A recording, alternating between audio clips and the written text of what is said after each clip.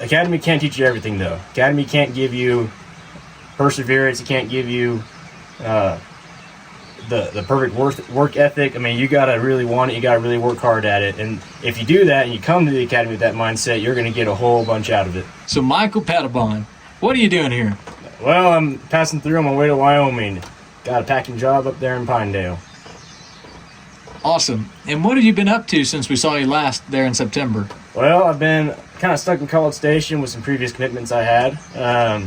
But while I was there, I worked a few jobs on a few properties here or there, and learned as much as I could about the Western world without actually being out here. So I learned how to work leather and make saddles, and learned I can tell you about a saddle in and out, top to bottom.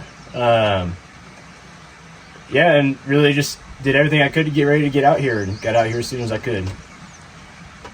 And what's next for you, Michael? You said you're going to a packing outfit, is that right? Yes, sir. Yeah, I got a packing job in Wyoming. That'll take me to November. And then I'm going to go back to Texas probably for Thanksgiving and Christmas, visit the family.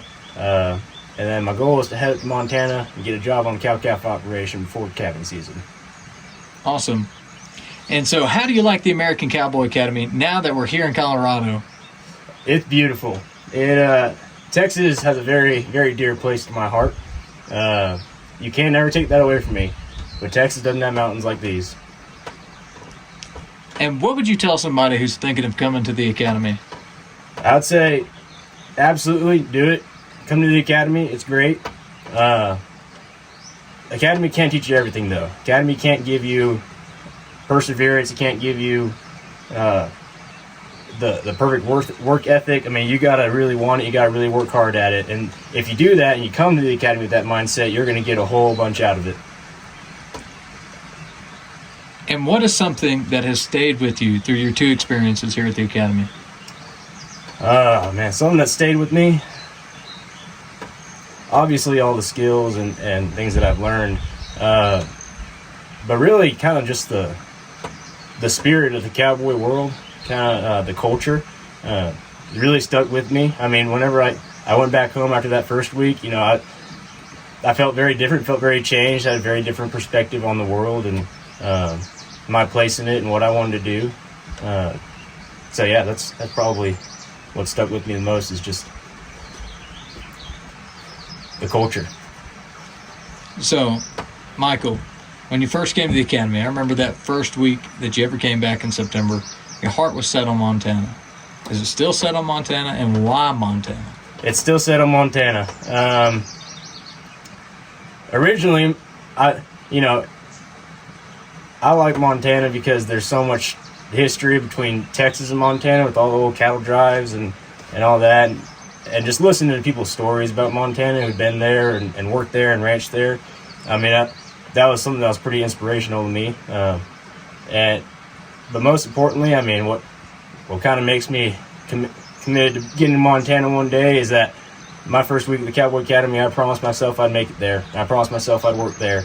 So I'll be in Wyoming over the next few months, but I will make it to Montana.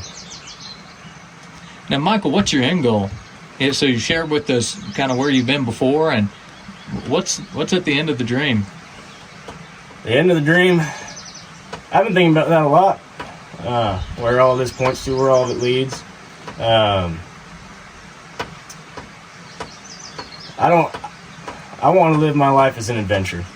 I want my life to never be boring, never be, settled into some mediocre way of life.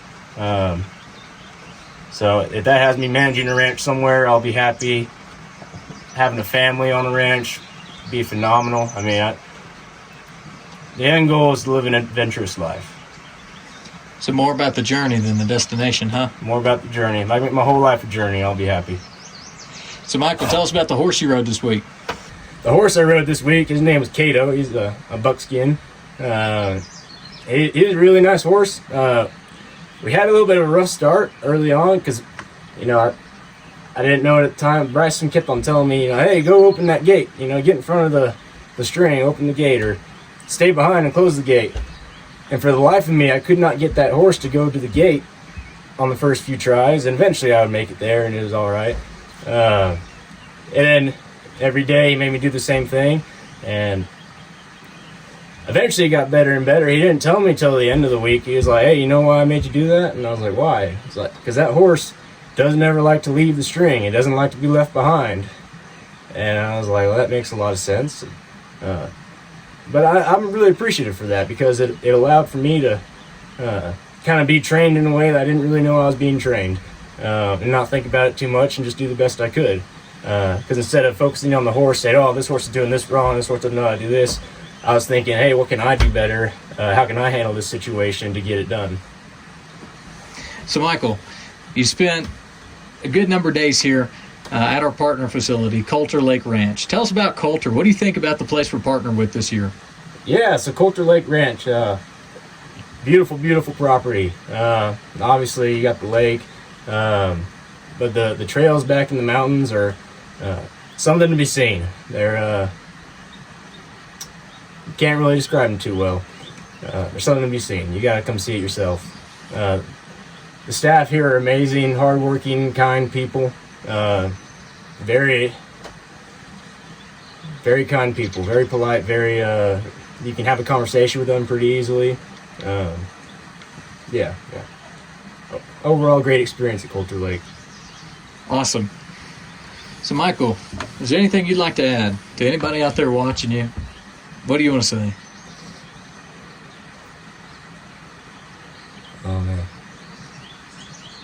I didn't think about this one.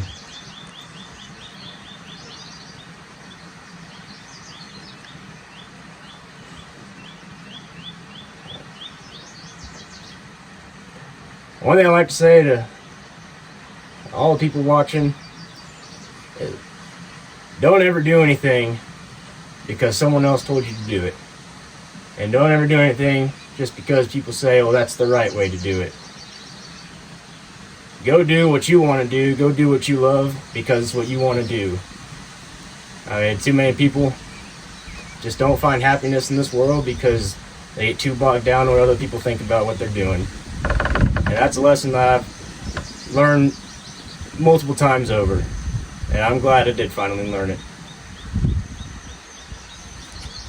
That's incredible, Michael. I guess the last thing I'd like to hear from you, what is your favorite Lonesome Dove quote? My favorite Lonesome Dove quote.